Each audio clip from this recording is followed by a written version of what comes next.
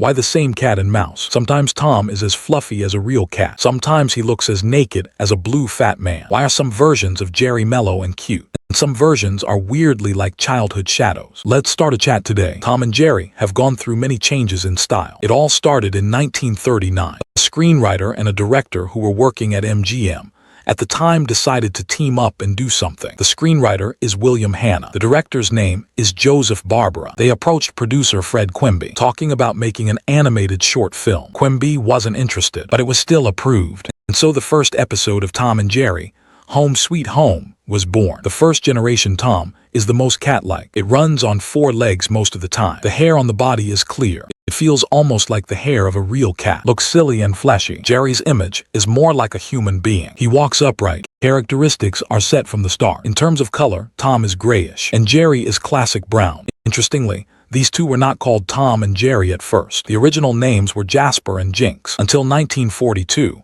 the production team felt that it didn't sound good after changing the name. That's how today's Tom and Jerry came to be. In 1945, the painting style was adjusted for the first time. Tom went from grayish to classic blue-gray. This version of Tom, the sense of hairiness is weakened. The body lines are more rounded and smooth. The whole thing became more cartoonish, and he began to walk upright frequently. This is the vast majority of us. The most classic version seen on TV. 1950, the production team further fine-tuned the image. Tom changed from dark blue-gray to gray-blue. Jerry's figure has become much more symmetrical, more anthropomorphic. Tom's evil smile became even richer. The production cost of an episode during this period was approximately $50,000. According to today's purchasing power, it is equivalent to $1 million US. Because of this, Hanna and Barbera has created more than 200 short films in 18 years, won 7 Oscar trophies. This luxurious record to this day, it is still a ceiling that all animators look up to. 1957, MGM disbanded its animation department. Hanna and Barbera leave. 1961, MGM wants to reboot Tom and Jerry again, but the animation department is gone, so they made a very economical decision and outsourced the production to Rembrandt Films. The director of these 13 episodes is Gene Deitch, an American but living in Prague. Here comes the question. He didn't like Tom and Jerry in the first place. I thought the original work was full of violence. Can a sequel be made by a director who doesn't like the original work? What's even worse is only $10,000 per episode. It's 1/5 of what it was before. Reduced funding. The quality of the animation is bound to drop. So the Deitch version of Tom and Jerry we saw. The painting style is weird. The tone is dark and depressing, using a European-style tough pen style. It's not at all the warm and bright color of American watercolors. Tom's owner is a kind fat ant, become a bald and violent man, always hit Tom with a weapon. In terms of soundtrack, no symphony, replaced by rough electronic music, sometimes very abrupt. The scene is no longer limited to the family courtyard, but goes to the African jungle.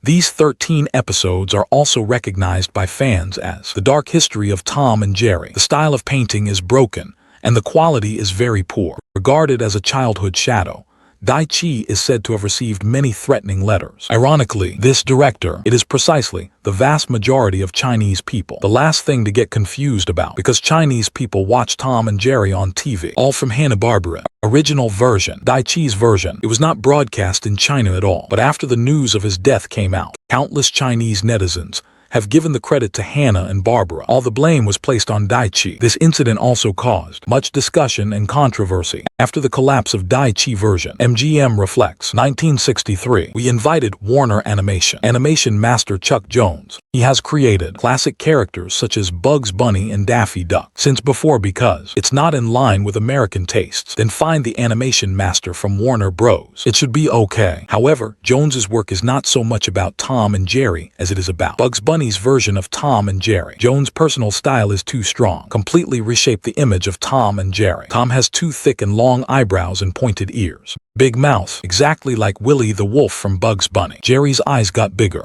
overall cuter, but facial expressions are more flexible. The color saturation is extremely high. The colors are bold. The logo of the lion roaring in the opening was changed to Tom meowing. Classical soundtrack reduced, added more sound effects. This version has an abstract and weird style, full of wild imagination. Some dramas are of extremely high quality.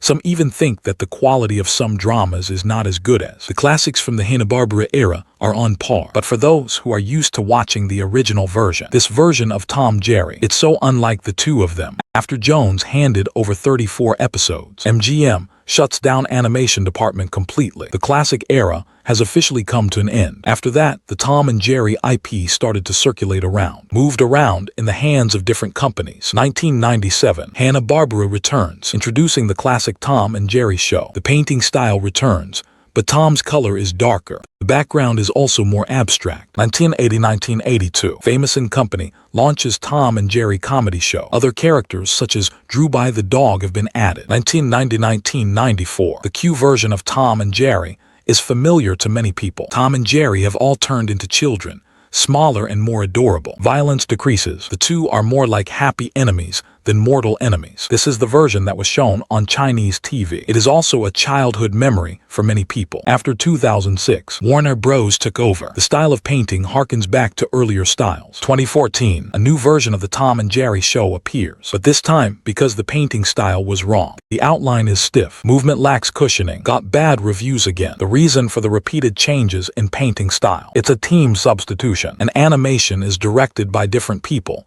and produced by different people. The style of painting is definitely different. Hanna-Barbera's 18-year golden age. The dark history brought by Deitch. Jones' Bugs Bunny-flavored version. From then on, it continued to change hands between different companies. Famous version, Warner version. Every handover means a big change in the style of painting. But then again, exactly like this has allowed Tom and Jerry to remain popular for more than 80 years. Every time there is a substitution, they all injected a new soul into this cat and mouse pair. Some people love the classic version. Someone accepts the Jones version, even the Deitch version that was scolded badly. Some people also find it disturbing. After all, 100 people have 100 Tom cats in their hearts. These versions we are talking about today. Which version is your favorite?